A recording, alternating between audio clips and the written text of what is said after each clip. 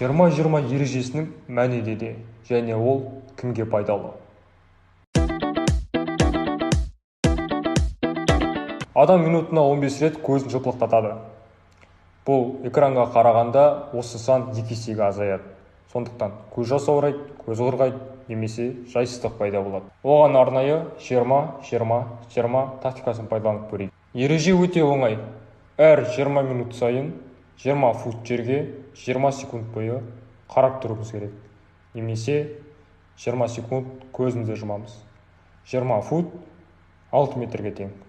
Бұл тактиканы көзге демалыс беруді әдетке айналдыру үшін ақш-тың оптимисті Джеффри Эншел ойлап тапқан. Бұл тактиканы мына жағдайда пайдаланып көрсек болады. Көз құрғағанда, көз жасаурағанда, көз қызарғанда, көзді ашып отыру қиындап кеткен жағдайда, және де бір объекті көзге екі болып көрінсе, осы 20-20 тактикасын пайдалансаңыз болады. Әрине, өзіңіз үшін, көзіңізді толық диагностикадан өткізіп, окулистке қаралғандарыңыз жөн.